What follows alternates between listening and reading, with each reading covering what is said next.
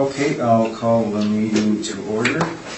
I'll begin by acknowledging your Treaty 1 territory and the traditional homeland of the Métis Nation. My name is Neil Hart and I'm chairing today's panel. With me is Tracy Anderson to my far left and Linda McFadden to my immediate left. The assessor today is Jennifer Martins, that's it. And the recording secretary is Katie Southern. You see, I'm in the new year, I'm still not in the I'm still in the Christmas mode. We will be hearing applications for revision of the assessment role in accordance with the Municipal Assessment Act.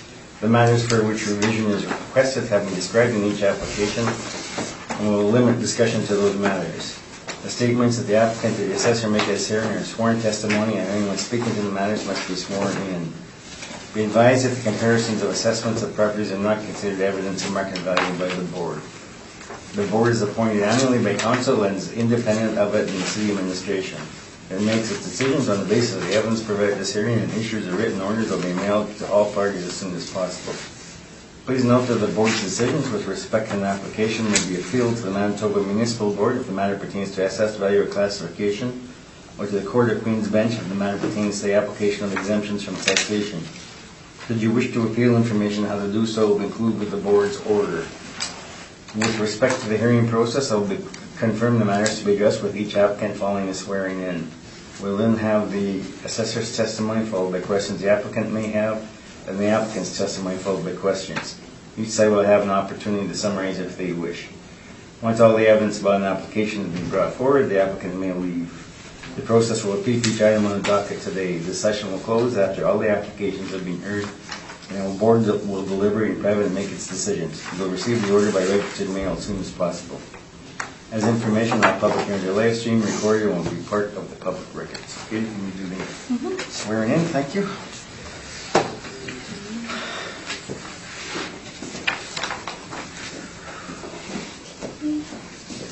Please state your name. Jennifer Martins. Do you swear that the evidence you are to present is the truth, the whole truth, and nothing but the truth, so help you God? I do. Thank you. Please state your name. Rocky. Do you affirm that do you affirm that the evidence you are to present is the truth, the whole truth, and nothing but the truth? I do. Okay, so the first property on this afternoon's docket is 389 Barker, and the issue is assessed value, so you can proceed, Ms. Martin. Thank you. This is file number 19-2119, roll number 0100564140. The assessed value is $7,971,000. This is an apartment building, 5 buildings, 3 stories, built in 1976 with an effective year at 1986. There are 60 suites with 77 outdoor parking spots. And if we look on page 2, we have the income value summary. There are 24 one-bedroom suites, 36 two-bedroom suites, with an average monthly rent per unit of $1,060.50 per month. We've applied a 2.4% vacancy rate, a 46.52% expense rate, and a 5% cap rate, giving us the $7,971,000. We have some comparables on page 3. We have our capitalization rate information on page 4 and 5. Municipal Assessment Act excerpts on page 6. And the income and expense information that was submitted on page 7 to 10. On page 11 through 14, we have some information that was gathered about renovations that took place. And on page 15, we have a small map and an overhead picture of the property. Okay. Any questions, Mr. Nichol? Sure. Page 2. Is this all prepared by a model? Yes, it is. And In terms of capitalization rates, I just confirm that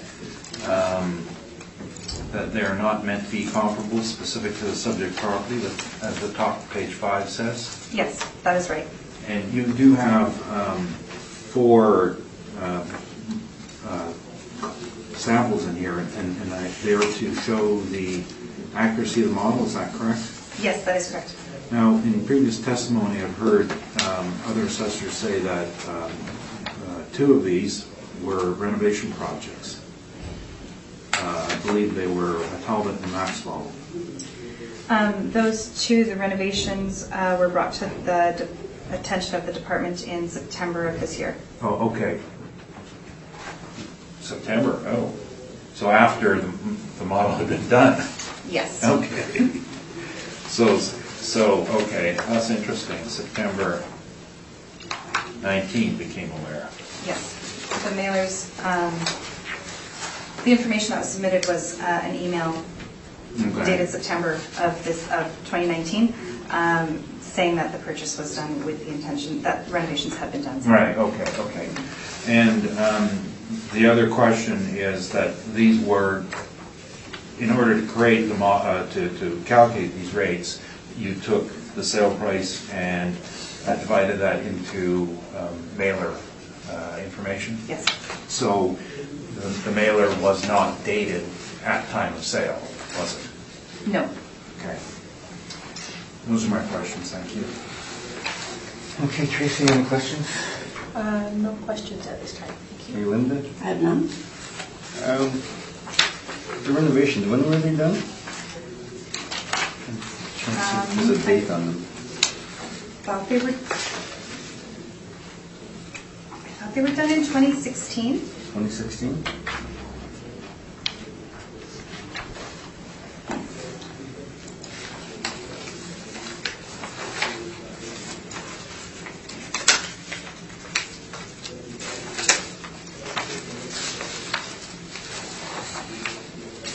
So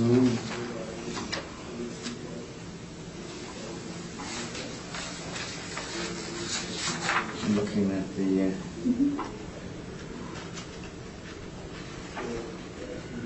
okay, no more questions, so you can proceed, Mr. Nichols. Thank you. We've used the city's model numbers for that particular reason, in that the revenue and expenses haven't really stabilized since renovation. And one of the big issues on it, there's 2 actually, big issues. Looking at our page 5, page 3 statement, under repairs and maintenance, you'll note that the actual, it says 69.9, but that includes caretaking at 23.8. So the actual repair and maintenance was $46,100 for 60 units. So that's about $750 a unit. So that's well under market. So that's what happens in renovated projects, is you have a bit of a honeymoon on your repair and maintenance costs. But that's why in this case we weren't using the actuals. And the other reason is that the property taxes, and I'm just looking for them on here. Property tax appeal, $520. Oh, I don't work that cheap. That must be the appeal fee. The taxes are listed here at $70,000, and on this property, the actual taxes would be higher than that. So they hadn't caught up with the statements, because there's always the lag between the supplementals and the actual taxes. So that's one of the dangers. Those are the 2 dangers that we generally run into. That's why we've used the model in this case. Now the model does show slightly lower income, but the expenses are higher, are slightly higher as well. So it's a pretty fair indication of what the NOI would be. So our only difference is the cap rate. And as you heard me asking the assessor, one of the problems with the city's cap rates is that the development of it is based on the mailer. And the mailer may come anywhere between 8 months to 2 years prior to the sale that's being considered. So it's bad information. It's dated information. And the best analogy I have for it is, think of the person who's selling something, whether it be a car, and you know, you don't sell the car as of the date, last date you took out insurance. You take it to the detail shop and you have it cleaned up and you work on it a bit and then you put it up for sale to get a better price for it. And it's the same in the real estate world. The standards in the AIC, Appraisal Institute, in the IAAO, the Assessors Association, and there's also the International Valuation Standards, which is an umbrella organization, all say that in order to develop a cap rate, it should be done at time of sale. And that's the biggest problem with the assessment department's model, is that they're not giving you accurate information, they're giving you dated information. And just think of the impact of a renovated property where, look at the subject property. What if it was sold in 2015 or 16 when it made $200,000 and say it sold for $6 million? That's what's going on in the assessment department's model. So the cap rates we're using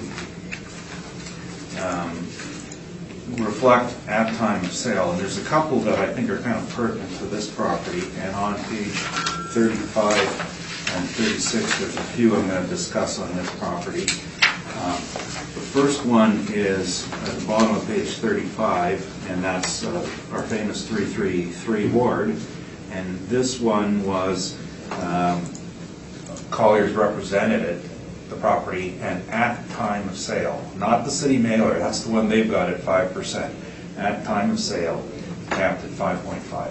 And that's when the vendor and the purchaser agreed to the sale price, looking at the income that they agreed was going to be put in place. And there's our big difference. And that's a superior property, by the way, because it's newer construction. The next is on top of page 36, and this is one where I had the opportunity to look at 3 different types of numbers.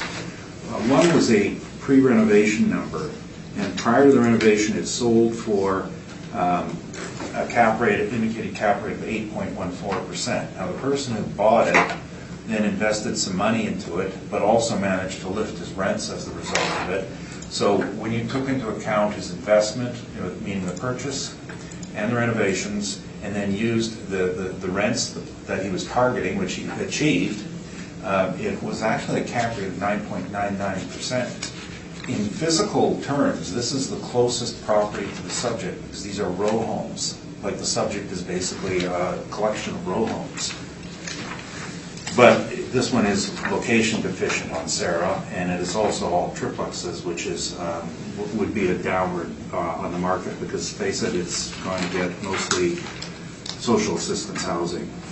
Another one to look at is at the bottom of the page, 36, and this is a renovated sale, and it was 2 separate apartments, same vendor, same purchaser, and we did this transaction in our office did it, and we have the documentation at time of sale.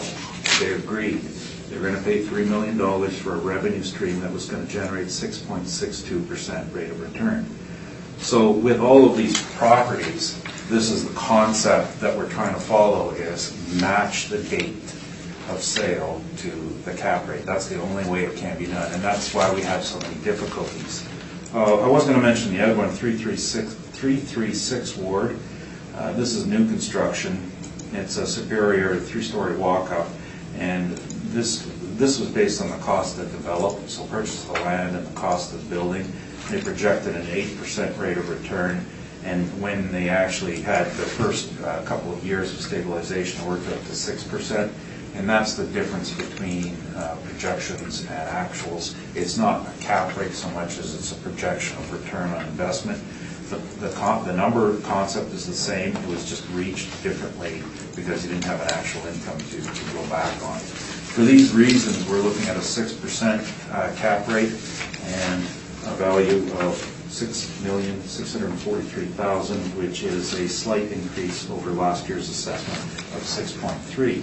And I can tell you that last year's assessment was based on the same concept, which was The renovation at that point in time was complete when we brought it in, and we based it on projections of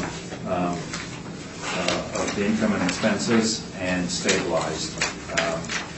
Because at that point in time, we were aware that the stabilization was well underway, even though it was post-reference, right? But you can see from the income, when the appeal happened 2 years ago, we had these statements that we're looking at today.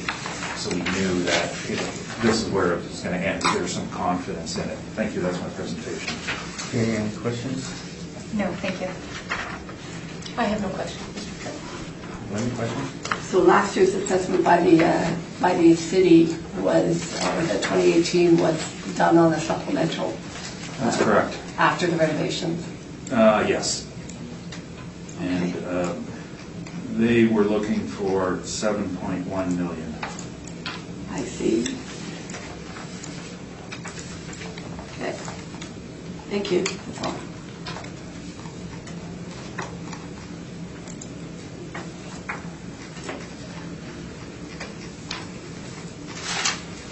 Okay, I have no questions, so thank you for that.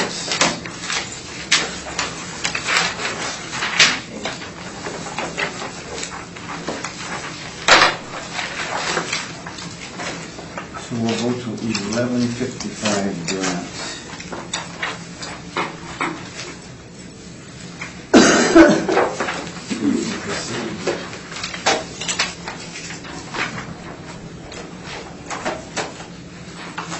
Frank. This is file number 19-2170, roll number 120157332200. The assessed value is $10,102,000. There are 2 buildings, classified as 2 buildings, with 11 stories. The year built was 1966. 88 suites, 50 indoor parking spots, and 14 outdoor parking spots. On page 2, we have our income value summary.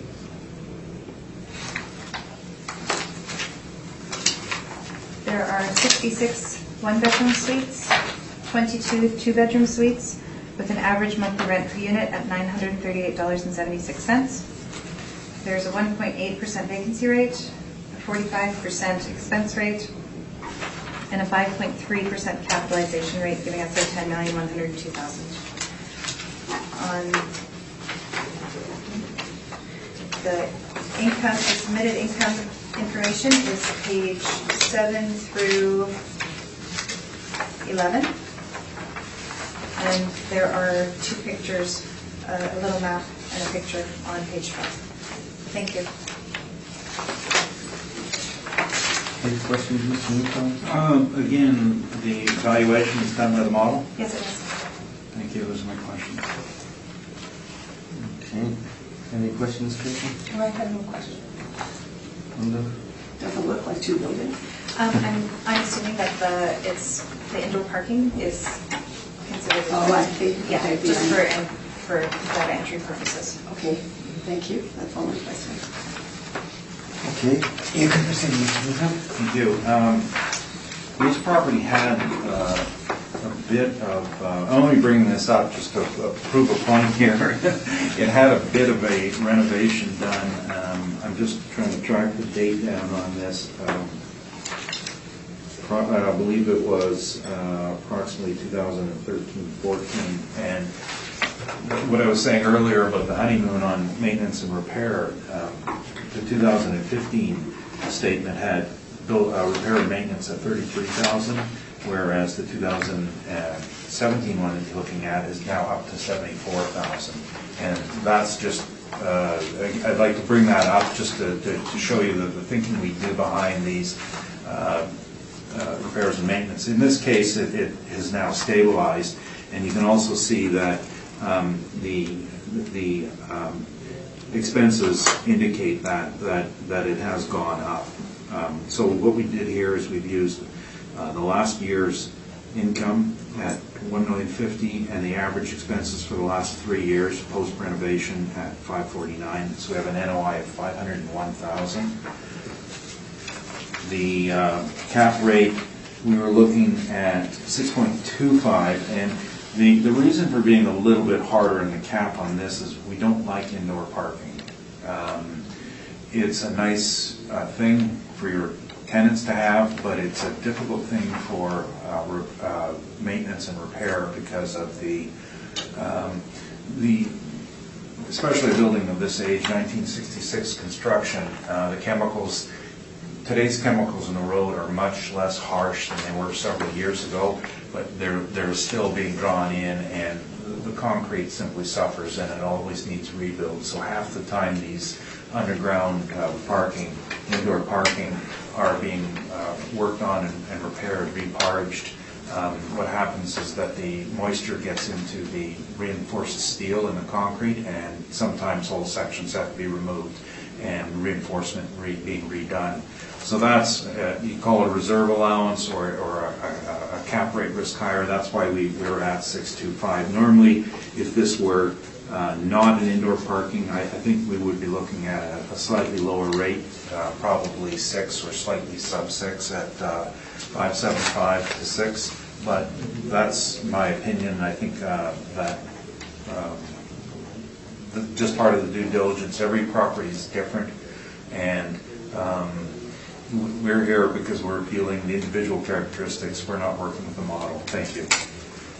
Okay, questions? No, thank you.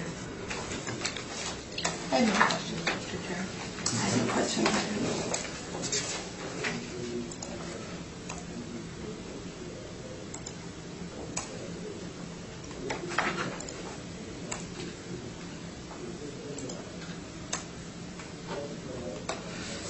I have no questions.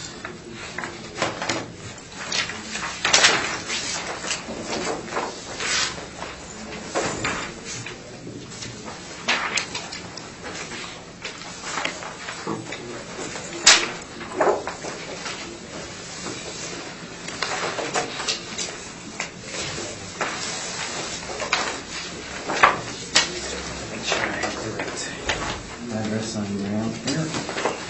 Okay, so the next one is 1025 grant.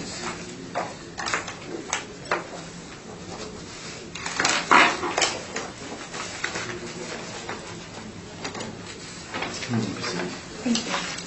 This is file number 19-4560, roll number 12015759100.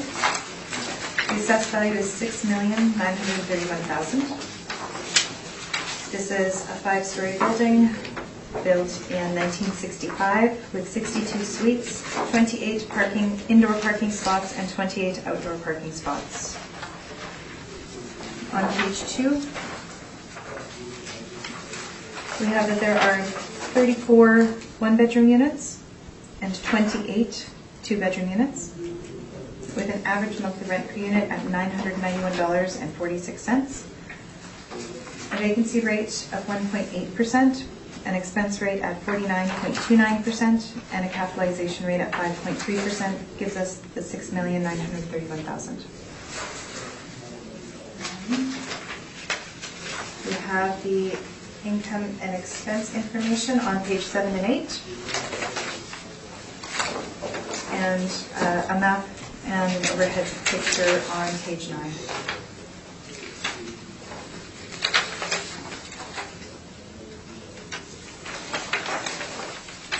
Thank you. Any questions, Mr. Newcomb? Yes, again, page 2, this was done by the model. Yes, it was. And you had mentioned indoor parking. That's not entirely correct, is it? Like, it's not indoor. It's outside parking with underneath on the first floor exposed. You haven't seen it. I haven't seen it. Okay. My daughter used to live in that building. Okay. Those are my questions then, thanks. Okay. Questions? Linda? I have no question. No, Kate, you can proceed, Matthew. Thank you. So we have, again, using the actual income, and we've looked at 3 years of income. And one of the things we look for is, other than the fact that I know this building well, and I've had to appraise it for insurance replacement and all sorts of other things, and one of my employees lives in it, is we look at page 1. First you look at the income, and you note that it's been steadily increasing, which tells you that there's been no major renovations. It has had a few above guideline increases under a residential tenancy branch. And what those above guideline increases are for is going over to the maintenance and repair. So there was a very large repair bill related to, I'm trying to make sure these are 2 buildings side by side. This is the one that had a crack in the perimeter grade beam, and that was a very extensive repair cost. So when the repairs were done, they made application with residential tenancy branch for an above guideline increase for an expense that was atypical. So the increase from 2015 to 2017, which is roughly 10%, or call it 5% a year, that's why it was higher than the standard allowance of 1.5% a year. So they get an extra 3% a year, and that helps you understand what's happening with the income. Now, on the expense side, you can see that the expenses on page 1, that there was repair costs, and we knew what they were. They were $222,000 for that particular cost. And what we've done to average this out is we've done an amortization on a 10-year schedule for it, and then taken the average expenses without it. First of all, 2015, you'll see the expenses were $584. 371 was repair and maintenance. We took out 222, and then that comes down to 148,000. Then the 148,000 is then added the amortization at 22,000 per year, and that's how we bring down our expense rate to the actual. So instead of in expenses of 584,000 that particular year, 2015, it brings it down to 383,000, and then we carry it forward. So that's why you see the expenses that will differ slightly than what the assessor has. Now, the building has had difficulties with the maintenance and repair, and that's why our NOI is substantially lower than the assessors. Well, there's 2 reasons: the high expense ratio and the income. Our net income is $667,000, and the assessor is $724,000.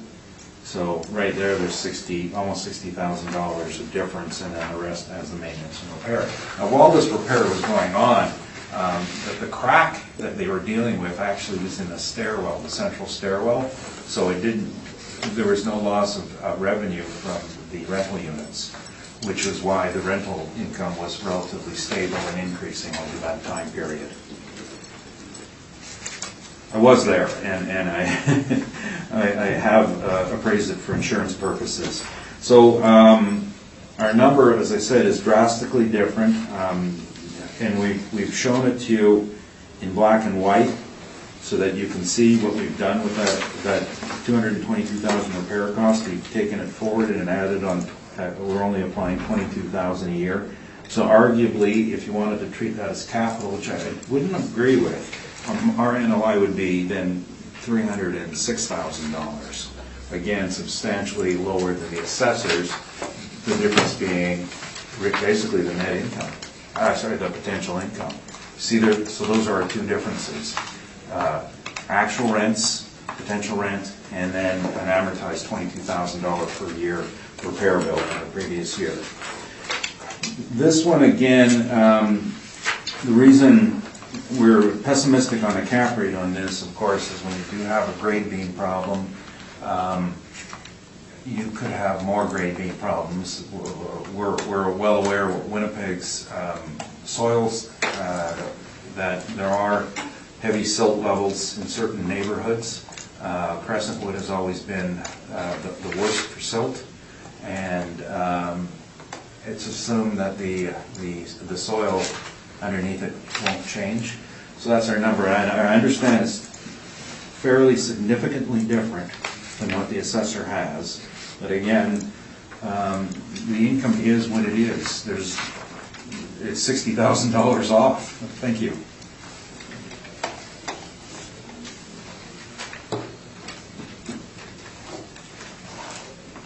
Okay, questions? Was the repair done in 2015? Yes.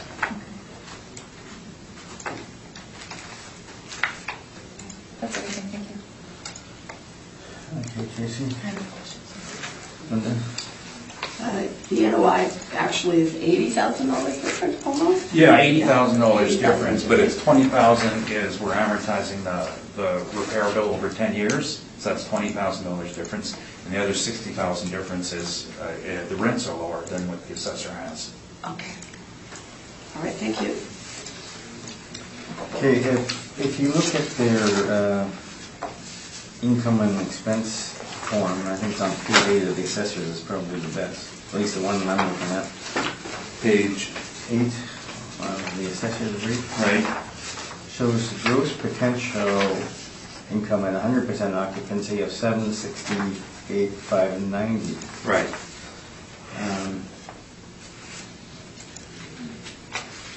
Okay, so on page 8,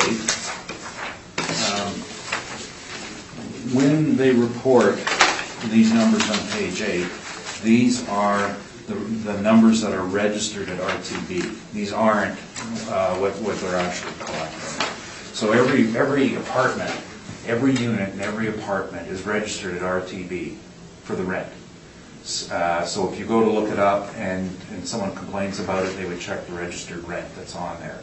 So when they get an approval for an above guideline increase such as this, say the unit was renting for $800 a month and they got a 5% above guideline increase, they would change the registration to $840.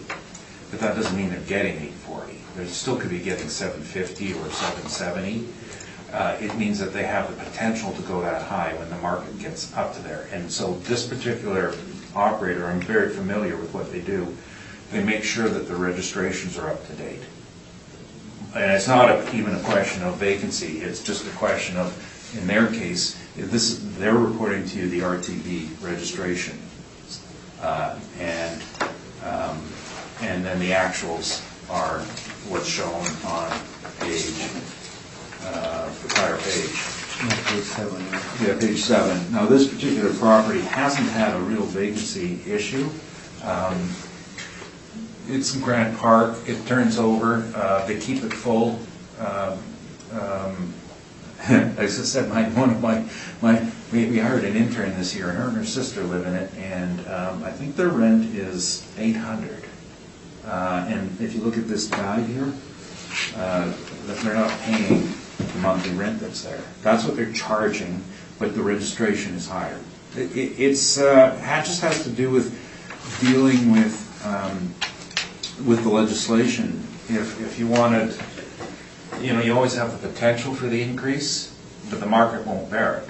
You keep it full, or you try to get the RTB rates. Yeah, okay, I was going to ask that, so that $100,000 difference being a combination of vacancy and rent discount, basically. Yeah. As you're saying, it's mostly rent discounts. It's mostly all that, yeah. Their actual vacancies haven't been, it's rare that they'll have, this company will have a vacancy higher than 2-3%. They'd rather keep it full than so it'll just be on a discount. Yeah. Okay, thank you.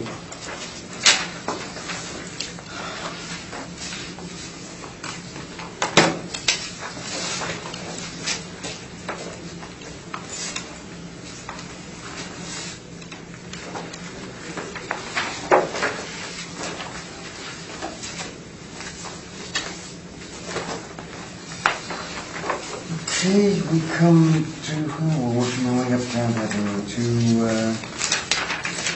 1055 Grant.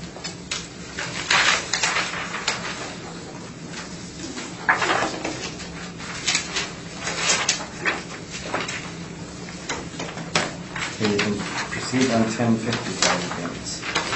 This is file number 19-4598, roll number 12-01-575-8100. The assessed value is $6,764,000. This is a 5-story apartment building built in 1964 with 62 suites. And again, 28 indoor parking spots and 28 outdoor parking spots, unless I'm similarly mistaken.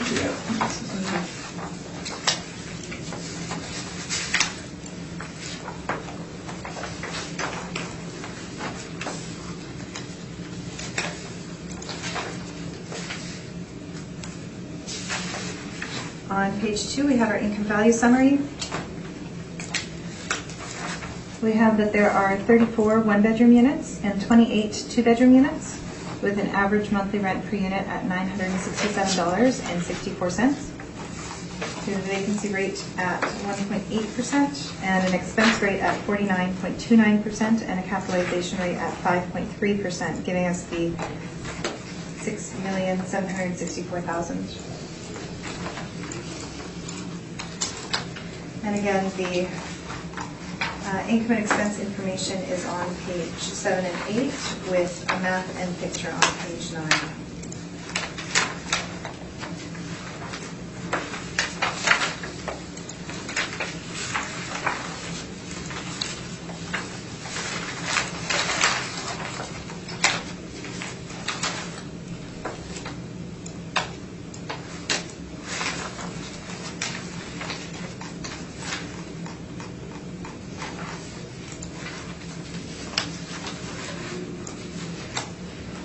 Is that your presentation? Yes, just a minute. Okay, questions? Excuse me,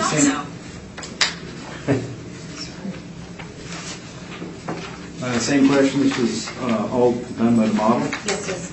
Okay, thank you. Okay, Tracy, anything? No questions, thank you. Linda? Did you do a review of the actual expenses shown on page 7 to just assess whether your model was relatively close? Or? I've taken peeks at them, but it wasn't with the intention of adjusting them. Okay. Okay, thank you. Yeah, you're looking at the expenses, it seems to have a figure of 117,000, almost 118,000 in interest, which would have to be added back into the income. If they put the banking interest, that's not really.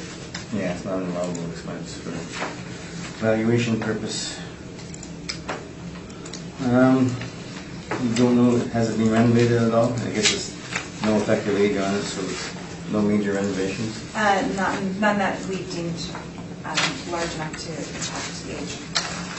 Okay, thank you. You can proceed, Mr. Newfield. Thank you. So this is the property immediately next door to the last one we heard, and it's owned by the same people, and is afflicted by the same thing. So the repairs that were done on this were done at the same time as the repairs on the other one. In this case, I was able to scramble and give you a date on that. It was actually during the calendar year of 2015.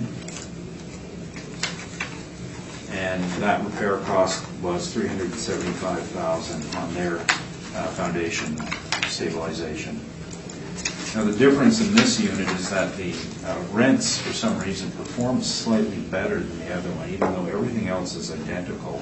And even looking at the registrations, RTV registrations on potential income, that the registrations, just double checking that here.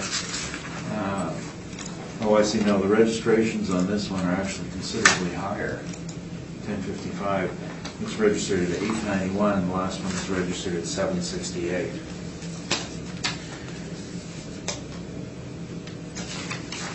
Regardless, these are identical for every purpose. This one just happens to be performing slightly better.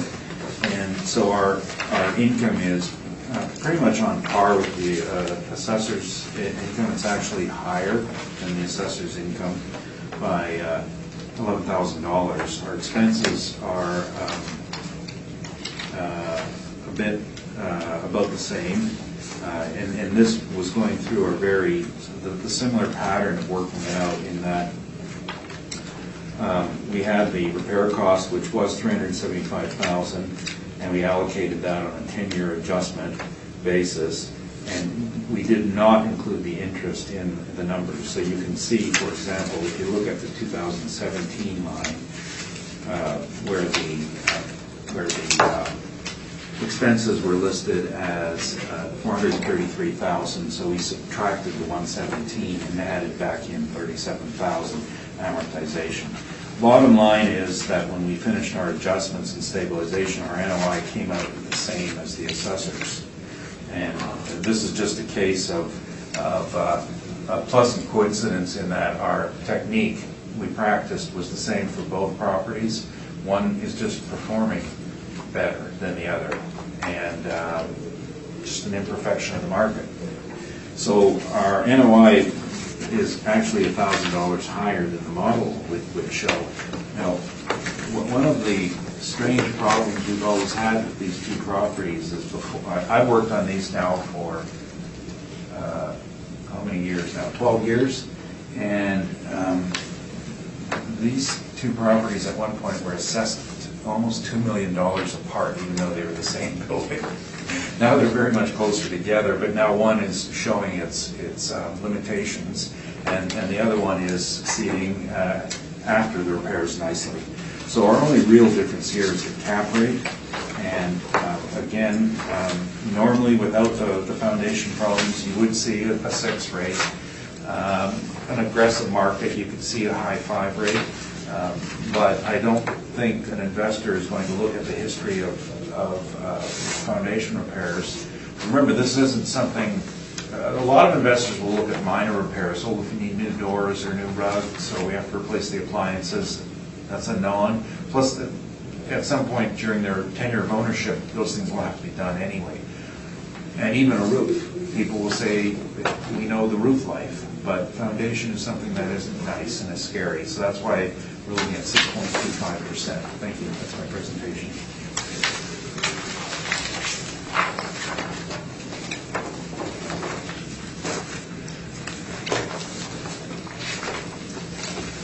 Any questions? No, thank you. Any questions? I have no questions. I done? For that, we're clipping along here. 1048 grants.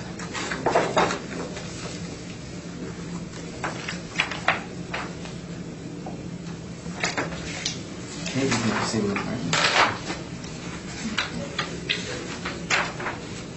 Okay.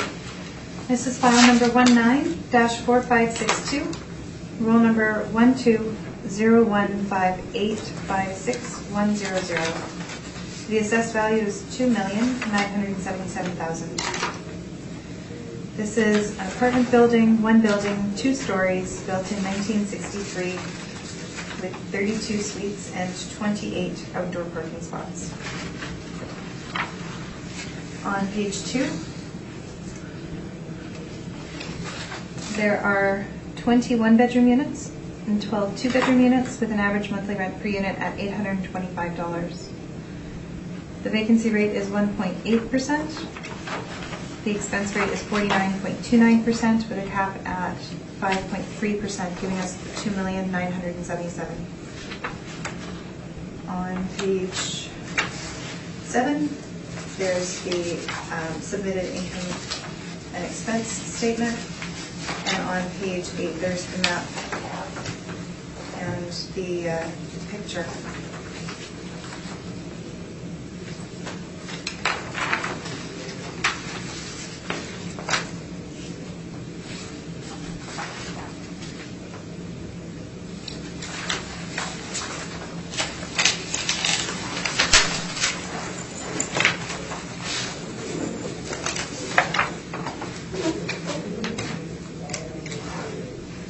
presentation? Yes, thank you.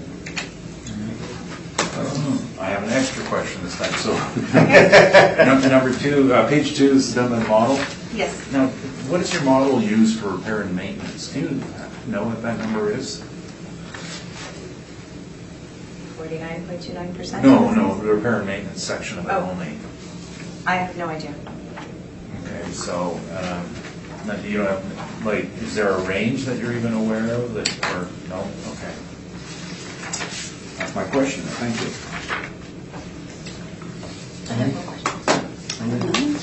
Okay, proceed, Mr. Nichols.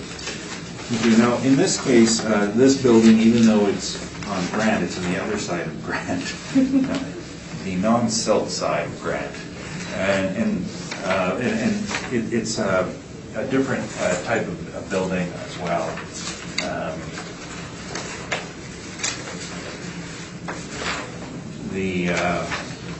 It's a 3-story walk-up, and the others were, I think, 6 stories. So the weight on this, what do they call it, the static load, live load? Mr. Engineer, help me out here. Static load. Thank you. You hope it's static. The live load is not good. Yeah. The static load is less because there's being less weight being put on it, and that's one of the issues that leads to your foundation issues. Now, in this case, though, we knew that there was a year, 2016, where the expenses on the repair and maintenance were very much on the high side.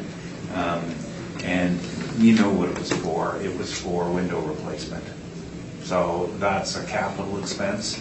So we took it out. So we took every one of the years and adjusted it to $65,000 and that's the bottom box, and that's about $2,000 a unit. And so as a result of it, the repair and maintenance stabilized greatly upon doing that. So now I see, though, however, there's a math error in here. Well, what do you know? No, if you take a look at the top box for 2015 year, which says 152,493, that should actually be 173,974. So I think we're going to get a very close NOI on this.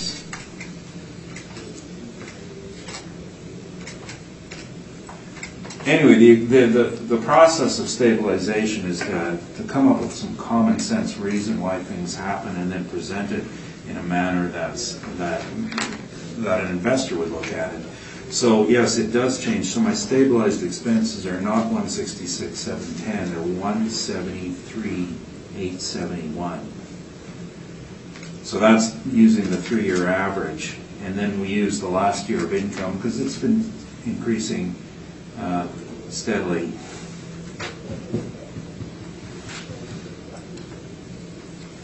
Okay, so I'm going the other way. I'm actually increasing, lowering the NOI. Okay, well, I'll leave it as it is then, and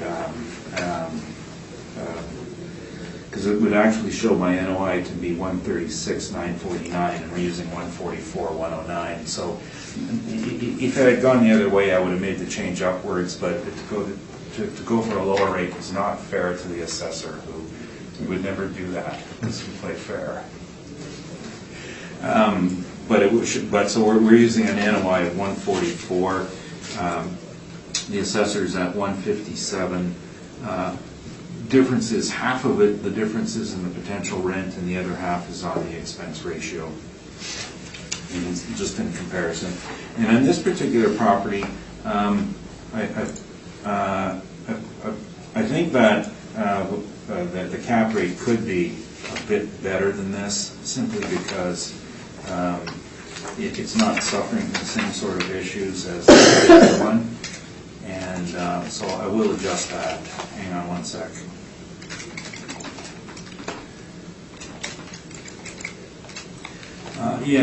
I was thinking that a 5.75%, because it is not suffering from any problems, and that's a value of $2,506,000 243, rounded to 2,506,000.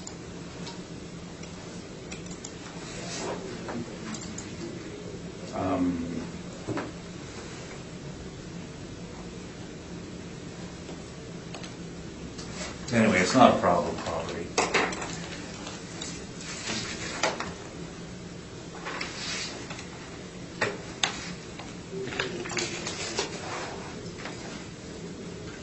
Well, I hesitate to say this because I know the owner would very much just like to resolve matters. They could live with a 5.5% cap of 2,620,000 as well. 5.5 to 5.75. Again, there are no major issues with the property. Okay. So between 2506 and 2620, last year's assessment was 2544, and that's a moderate increase. That thing? Yes. Oh, I was going to wait to see if it went down to 5.3.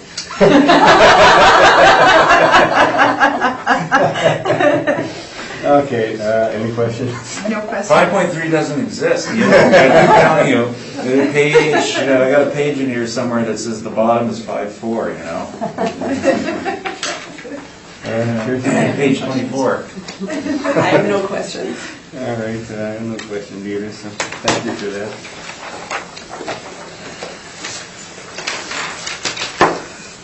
I think Mr. Nichol got a new calculator. I think he got a new calculator. I think he's taking antidepressants.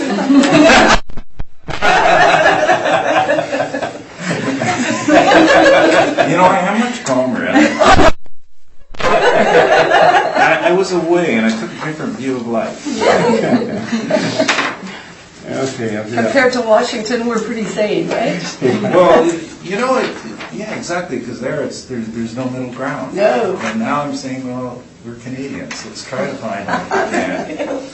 I'm with you. Okay, let's go to 80 St. Pierre. This one is file number 19-4544, roll number 03, 03, 04, 02, 000. The assessed value is $4,744,000.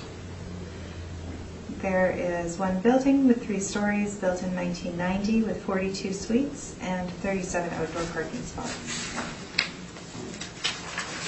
I should mention the classification on this one is 40, and the liability status is S, so it's taxable school tax exempt.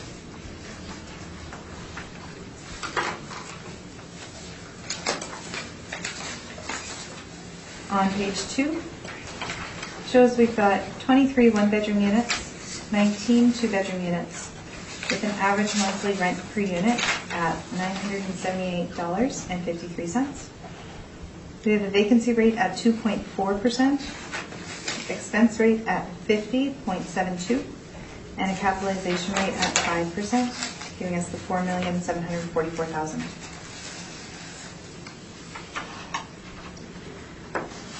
Page 7 is the income and expense information, with page 9 being a small map and 2 overhead pictures. It's hard to make out, but the property that we're talking about on the big picture is the one that's very oddly shaped. And it has a very small number 80 on the roof. As opposed to that one with the steeple, right? Yes, we're not talking about the one with the steeple.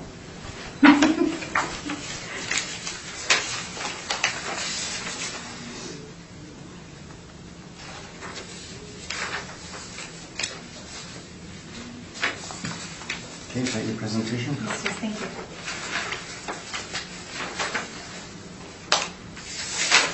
Questions? Yes, page 2, this was done by the model. Yes, it was. Now, does your model have a particular classification, or that's not the right word to use, but a description for properties like this in terms of course, this is a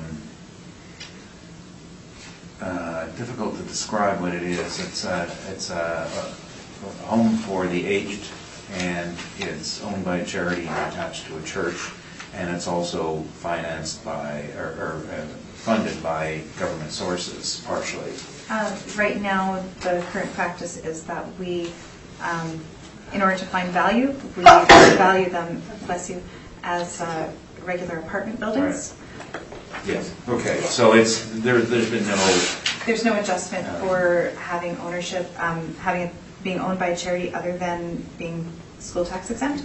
And it's kind of the assumption that if it was purchased by someone else, it could feasibly be used as other housing. Now, okay, and in terms of the rating for input on the model, how is this classed in terms of quality and condition?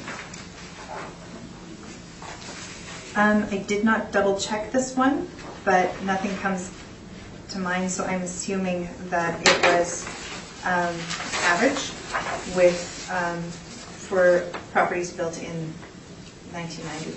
Right, and your way of determining that, of course, is it might have a different vacancy rate or a different expense ratio, correct? Yes. Okay, so no consideration there. No. And the same then goes for the cap rate. You have no separate classification for properties like this. No. Now, when you say that it could be sold and used by somebody else, what about the legal implications of that? How would you plan on evicting the owners of the cooperative? Like any other building that has a social housing aspect to it, regardless of if it's through government or through a charity, it's a process. But in this case, you're aware that the tenants actually own the cooperative. They don't. They're not. It's a different sort of a system. So It's more like a life lease. No, they buy it. They get their share and they're interested in it, and they serve on the board. It's cooperative ownership. They still pay rent, but they all sit on a board that govern it. So that does give you different legal issues in terms of treating it as if it could be sold to somebody else then, doesn't it? Yes, it does. And not everybody else would be pleased to have, and I mean no disrespect by this anyway, I grew up just down the street from here, but not everybody else would be pleased to have a walkway to the parish church in their facility, perhaps the staunch. But I mean, there's, that stands for any other, whether it's beside the river and people are scared of. There's a religious aspect to it, correct? Yes, there is. Okay, So thank you. there is that. Those are my questions, thank you. Okay. Okay, Tracy, questions? I have no questions, thank you. Linda? So I'm assuming this has an elderly and infirm person's housing license, that's the basis for the 40F? Yes. Yeah, okay. The rents, however, are these, your model, actually I can take a look at that, but,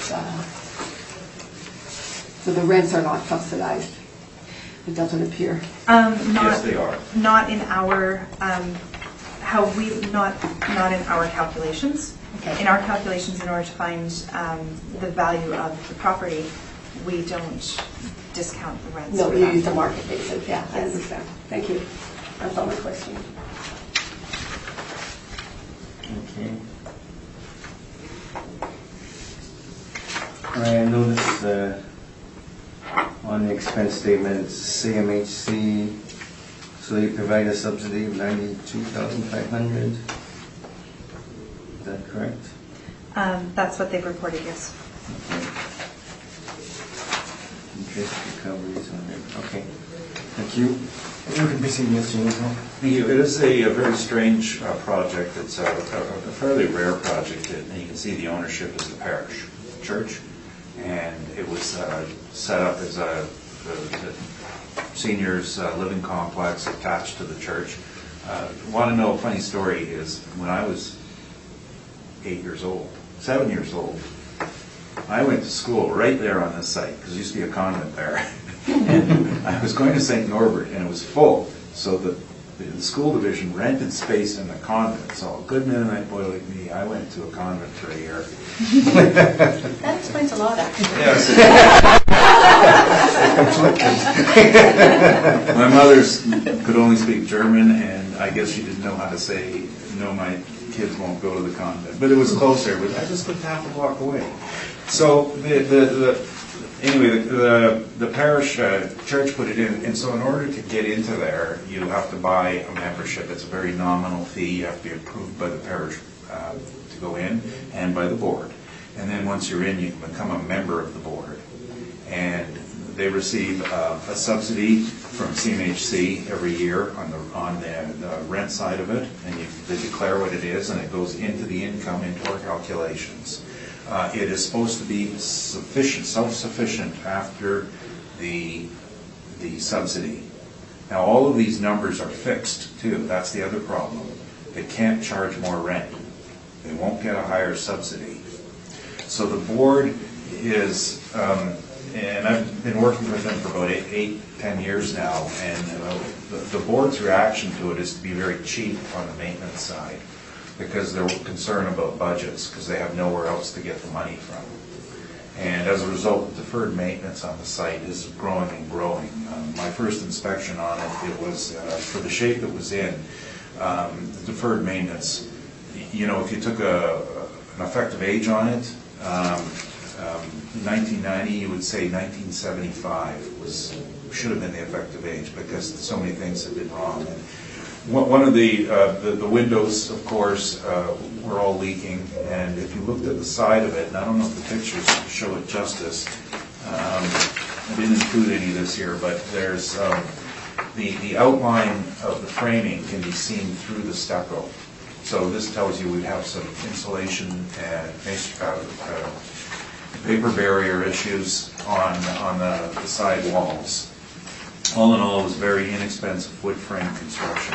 So that's, even if we can, all other things considered the same, and you looked at it market, we do have a very serious deferred maintenance issue.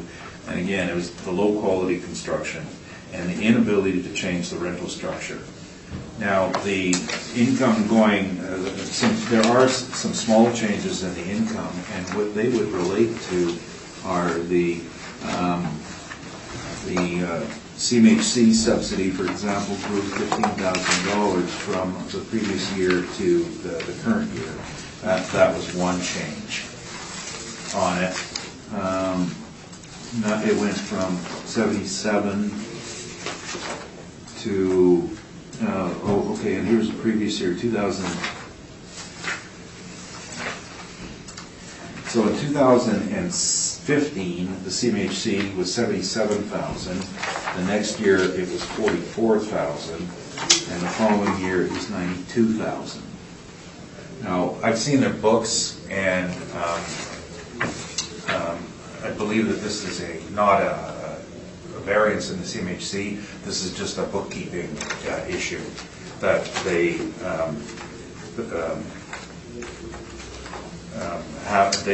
when they enter it into their own books or for this, that the statement may not keep up. Partially it might be a language issue, because everything is done in French.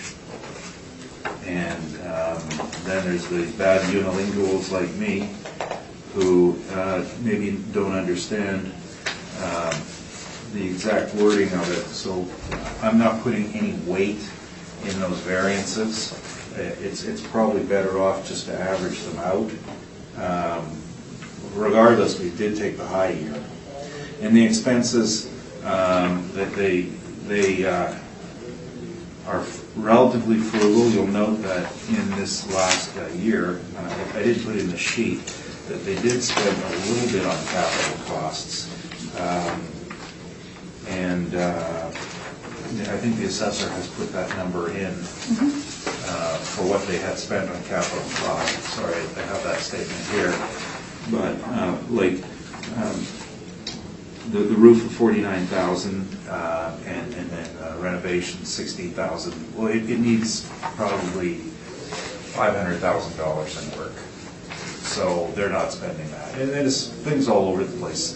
All the sidewalks being uneven. So that's probably could even relate to poor backfill around the site.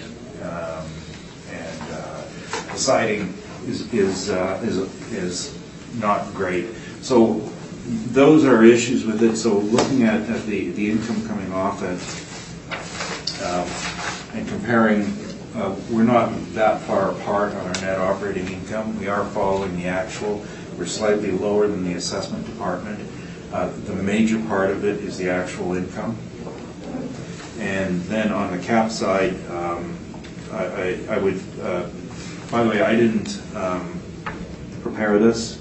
I would probably be far more aggressive on the cap rate on this than the person who did prepare this, because I've been to the site and I know the issues that we should be dealing with. I would think an 8% is probably, previous years I was at 7.5 when I prepared this. So, but I'm not going to change it here. This is under appeal for the previous year, and that was an assessment of $3.9 million. The city's net income and a 6% cap was what was applied, and I appealed that. But again, because it's a unique property,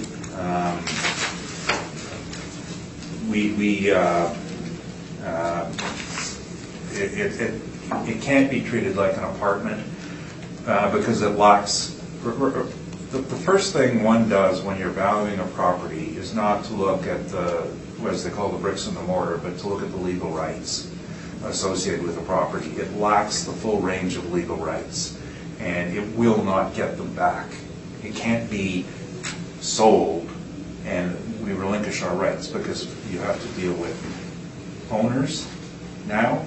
They have the residents are considered owners, and they have rights. You have RTD rights, of course, which are still in place.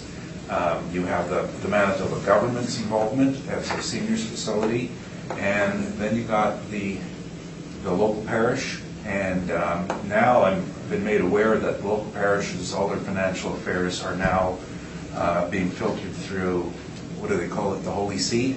Mm-hmm. All goes back to the Vatican these days for review because of irregularities. So we have a great deal of legal rights. And those legal rights, it isn't just the fact that they're overseeing it, is that they now go into a charitable organization, which then gets the feds involved. So it can't be sold. And you can't arbitrarily say, well, for tax purposes, we'll just assume it's the same, because you can't ignore legal rights. You always have to take into account the legal restrictions on the ownership. And that's fairly well enshrined both in case law at the municipal board and our Manitoba courts. Thank you.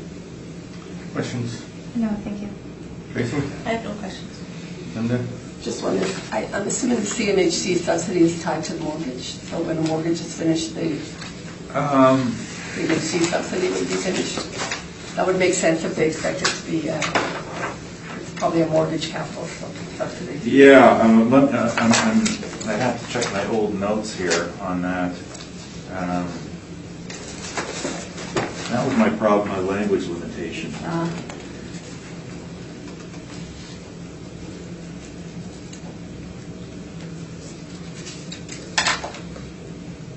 See, there's amortissement nécessaire, and it's balanced against argumentation diminution.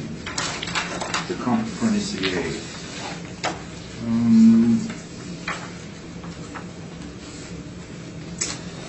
It's okay. It's aid de la Société Canadienne de Hypothèques de Logement. Okay, that's CMHC. So it's aid from CMHC. Right. And so in this case, I think that's a logical way to do it, actually. I think it's fine. Yeah, okay. The expectation being they're self-sufficient once that's done. Yes, exactly. Okay, thank you. All right, thank you. So we'll go on to our penultimate property, 76 Niagara Road. Chair, I'm just going to grab some. Okay.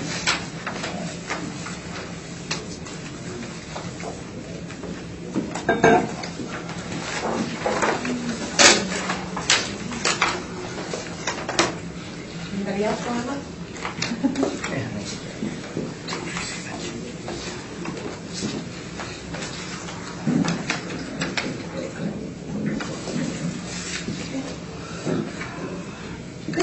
Normally I would take a break now, but I'm so close to the end. Yeah, you can see it. Okay, okay.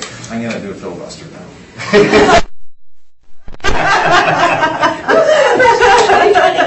This ain't the U.S. Senate.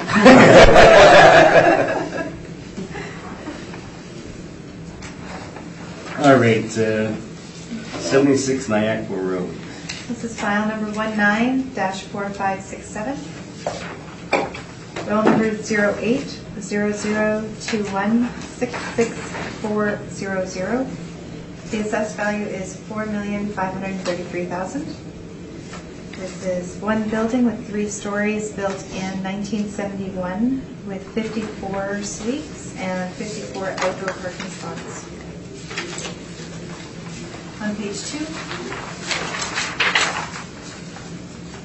there are 27 one-bedroom units and 27 two-bedroom units with an average monthly rent per unit at $886.34, a vacancy rate of 2.6, an expense rate at 56.86, and a cap at 5.3%, giving us the $4,553,000.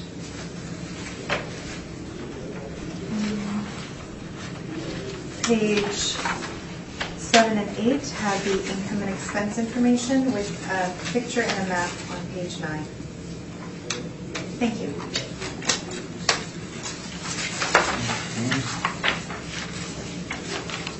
Questions? It's all by the model? Yes, it is. Thank you. Those are my questions. Okay. Tracy, anything? No, I have no questions, thank you. Linda? No, I have no questions either.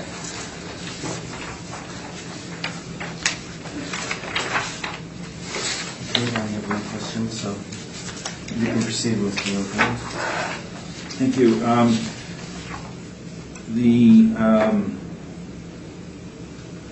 Page 1, the box in the bottom left, this just shows the history of repairs and maintenance over the last 4 years. Now, none of this is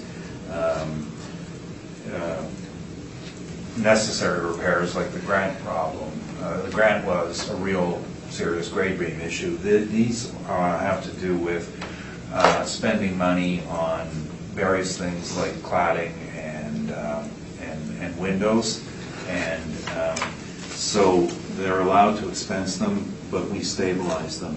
So in doing so, we bring down the expense load and even it out.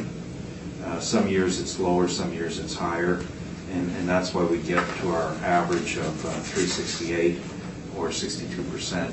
And we're fairly close to the assessment department. We're actually showing a higher income than they are, and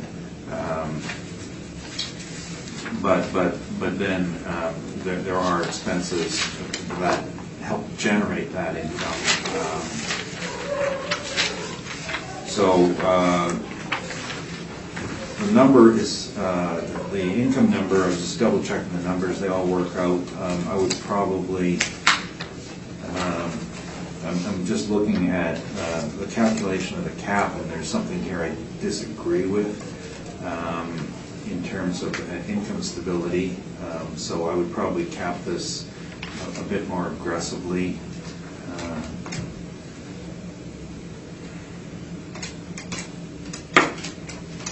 Because it would be, I think the number is probably not 6.5, but about 5.75%.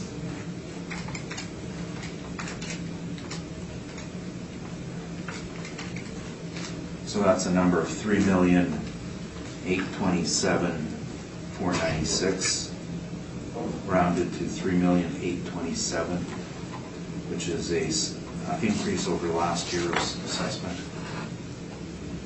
Now, the reason when I throw these caps out, it's not like I'm just making stuff up because I want a number. I was looking at a number of things. For one, when we have registered rents in this property that are a fair bit higher on the RTV side than they're actually earning, that tells me there's a potential for, there's a legal potential for an upside. But it's also in a part of town in St. Vital that has shown some good growth for the multifamily business. So I would be more inclined to look at a more aggressive cap rate for that reason. And that's why my thinking is so 3,827,000 and actual income at 5.75%. Thank you. Any questions? No, thank you. Tracy? Okay, I'm sorry, can you go back one step? You said actual income? Yes. And 5.75 cap? Yes. The actual income from the mailer was 250,097? Yeah, well, we go through the procedure of Stabilizing the expenses? Stabilizing the Okay, expenses, so that comes and out. that's the difference. It was a very low expense year that year because they had done a fair amount of deferred maintenance. And if you look at the picture of it on page 2, when I first inspected this property, it didn't look like this. It looked like a dumpy old 3-story walk-up. So they have spent a great deal. I think they redid the envelope. So there's going to be some thermal efficiencies and some, I guess, a period of time when their other expenses are going to lower after that. But then in the follow-up years, you'll probably see it going creeping back up. So that was just a stabilization. And just for the record, I'm just reading this from last year's order. And I'm not making this up. I didn't even look at this. The decision is based on the applicant's evidence and the applicant's net operating income and a capitalization rate of 5.75%. The market hasn't improved, and as a matter of fact, on that note, on my page 18 and 19, which are the unadjusted cap rates, you can see that multifamily cap rates have actually increased rather than decreased. Thank you. That's my presentation. Okay, For me, question? thank you. Oh, no, you. Oh, wait, that was a question. That was a question. I can't say thank you. Thank you. Sometimes I was confused. You threw me off there. I went for the head fake. I asked a simple question and I got a filibuster.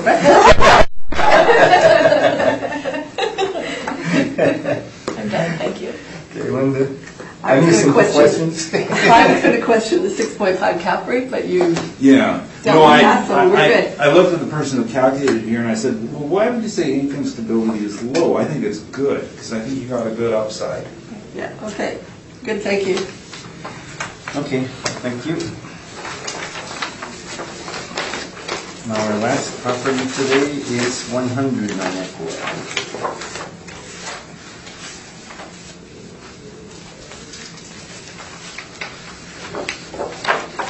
Proceed. This is file number 19-4604, roll number 080021674400. The assessed value is $4,108,000. This is a single building with 6 stories, built in 1978, with 42 suites. We have 7 indoor parking spots and 40 outdoor parking spots. Page 2. 26 one-bedroom units, 16 two-bedroom units. Average monthly rent per unit is $849.08. Vacancy rate is 2.6%. The expense rate is 50.72%, with a cap at 5%, giving us the $4,108,000. We have the income information on page 7 and 8, and an overhead photo and the map on page 9.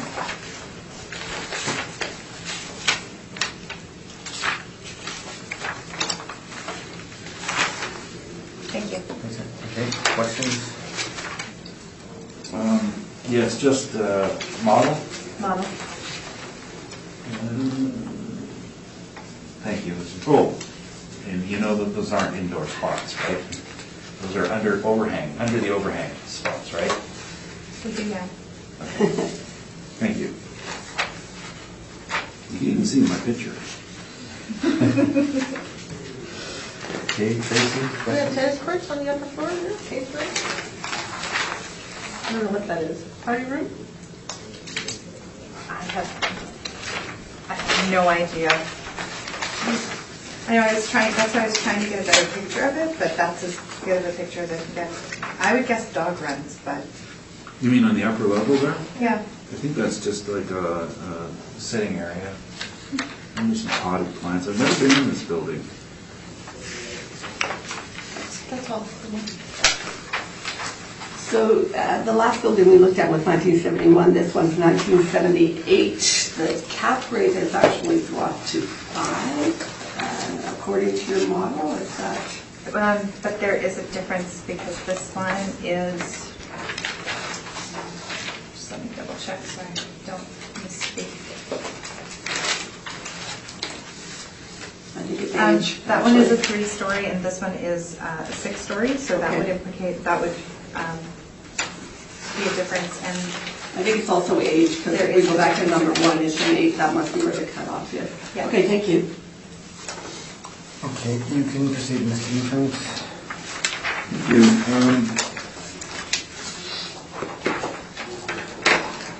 This particular property is really not generating any major problems other than a variable expense rate. And you can see the last 2 years, 2016 and 17, it was had crept up, and there's been no repairs, there's been no issues, not with this age of construction. In previous years, it had averaged about $225,000 in expenses. Now, even adjusting for inflation, the 254 is just showing an upward creep, and that's just age as it's catching up with it. There's nothing special on this. So the way we've stabilized it, again, is use the last year of income, which is the highest amount, and the average of the last 3 years of expenses for an NOI of $175,000. So that just differs from the assessor by $30,000. As far as the cap rate is concerned, I think that this is probably capable of generating a more aggressive cap rate because this is the type of product a lot of investors, out-of-province investors would be interested in, a high-rise, lots of parking, a later date of construction, meaning I think the concern about the creeping up expense ratio is about the only thing worth considering. So yes, I could see a slightly higher, more aggressive cap on this, and likely it's probably capable of generating a 5.5% cap in the market. And again, the people who write this up don't know these properties, so that would be a value of $3,192,673, rounded to $3,193,000, and that's a decrease over the previous year. And the last decision was applicant's evidence, applicant's net operating income, and a capitalization rate of 5.5%. So I think the difference is that the expenses have been creeping up on the site, and revenue has not been.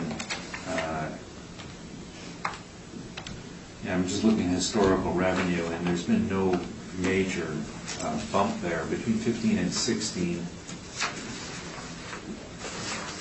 Sorry, I just want to see if that's a typo or not. 408, 282, 430, 679, 430, 069.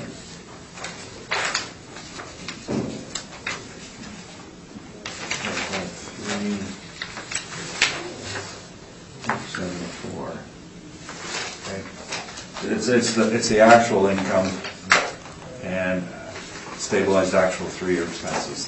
That would be my presentation. Any questions? No, thank you. Tracy? I have no questions. Linda? I thought you said that this was an increase over last year, but what you've got written here is... No, it's a decrease. I said that the expenses have increased over the previous years. And, I understand. and I was just trying to look at my history of it just to see if there was anything that was standing out, like a one-time expense of any sort. And, I'm going back to 2011, and not really, actually 2011 was the highest year in expenses, 250, 189, 235, 208, 231, 263, 268. So there's nothing standing out there other than minor variances. Okay. Thank you, that's all. Well, I have no questions, so that concludes today's hearing. So thank you very much for your presentations today. It was very painless. They're car dealers tomorrow. You're saving all my aggravation.